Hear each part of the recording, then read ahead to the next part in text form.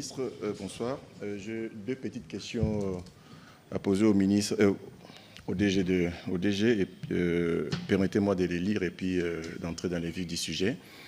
En début d'année, nous avons suivi par la voie des ondes la publication d'une décision interdisant aux sociétés minières de fournir, de distribuer et de commercialiser directement les acides, la chaux vive, le charbon et autres réactifs.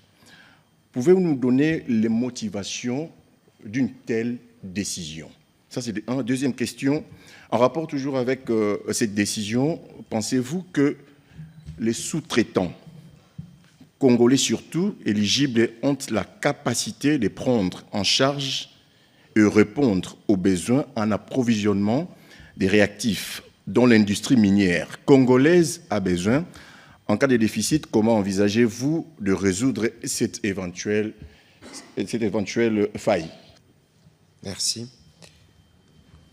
Monsieur le directeur général, allez-y, s'il vous plaît. Merci beaucoup.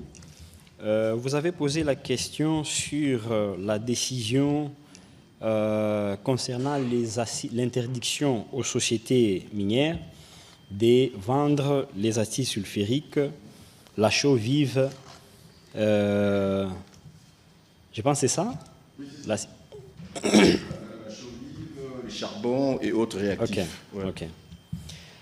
Premièrement, il faut d'abord savoir c'est quoi la sous-traitance. Par rapport à votre question, la sous-traitance, c'est une activité secondaire. C'est une chaîne de valeur. Et la loi sur la sous-traitance parle des sociétés sous-traitantes dans la chaîne des valeurs, pas les sociétés principales.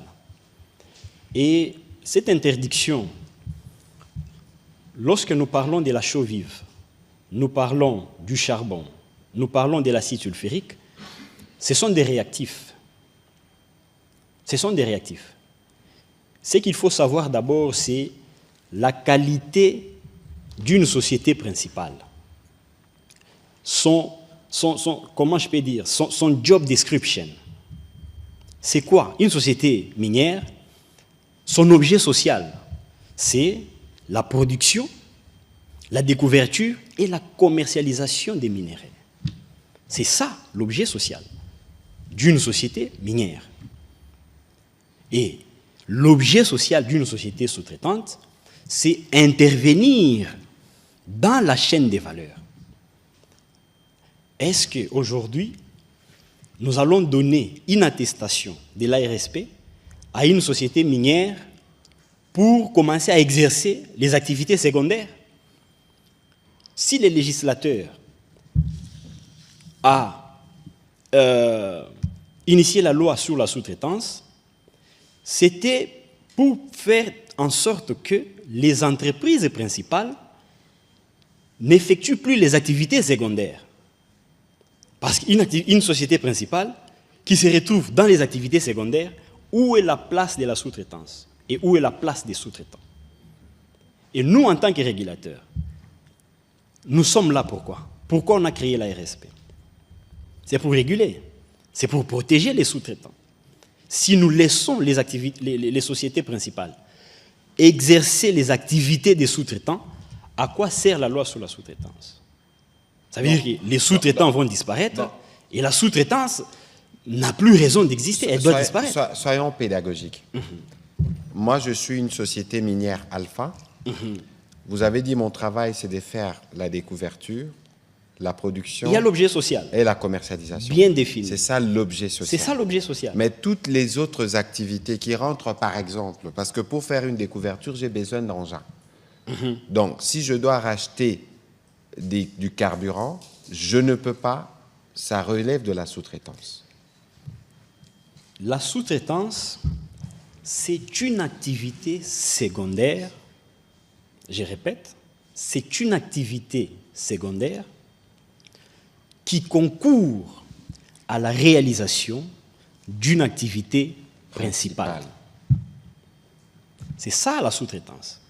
Si nous laissons aujourd'hui les entreprises minières c'est livrer eux-mêmes la chaux vive, l'acide sulfurique, les charbons. Mais ça, ce sont des réactifs. Mais où est la place maintenant des sous-traitants? Ça veut dire que la sous-traitance va disparaître. Que chacun reste dans son objet social. Très bien. Ah, il y avait un deuxième volet de sa question. Toujours, Ok. peut-être que vous pouvez Est-ce que récapituler les rapidement. sous-traitants ont la capacité De prendre en charge et répondre aux besoins en approvisionnement des réactifs. Mais tout ce temps ici, comment fonctionnent les sociétés minières? Qui livre les charbons? Qui livre les acides sulfuriques? Qui livre la chaux vive? Ce sont les sous-traitants. Et d'ailleurs, pour votre question, je vais quand même bien vous compléter parce que j'aimerais vraiment vous éclairer et éclairer l'opinion. Notre décision, si vous suivez bien notre décision, nous n'avons pas interdit aux sociétés principales de commercialiser. Mais nous les avons dit de travailler avec les maisons de distribution. Parce que les maisons de distribution sont revêtues de la qualité des sous-traitants. Ça veut dire, Kamoa par exemple, veut vendre son acide sulfurique à Sicomine, par exemple. Il ne peut pas vendre directement parce qu'il n'a pas la qualité. Il n'est pas revêtu de la qualité d'un sous-traitant. Il n'a pas l'attestation de l'ARSP, de la sous-traitance qu'on peut lui donner pour qu'il soit éligible à la sous-traitance. Et on ne fera pas cela. Mais nous prenons un sous-traitant éligible, on lui dit, désormais, toi tu es là, tu feras le pont entre Kamoa et Sicomine. Parce que lui est revêtu de la qualité des sous-traitants. En même temps, Kamoa peut vendre son acide, mais en respectant la loi, dans la conformité. Entre autres, le sous-traitant qui est au milieu, qui est une maison de distribution, c'est un marché créé et c'est un emploi créé en RDC. Merci. Merci. Je crois que pour bien faire, monsieur, je reprendrai évidemment à votre question, je complète les directeurs généraux. Il faut savoir, comme il le disait tout à l'heure, il y a un objet social de l'entreprise. La sous-traitance ou la RSP répertorie tous les jobs ou tous les besoins qui peuvent être éligibles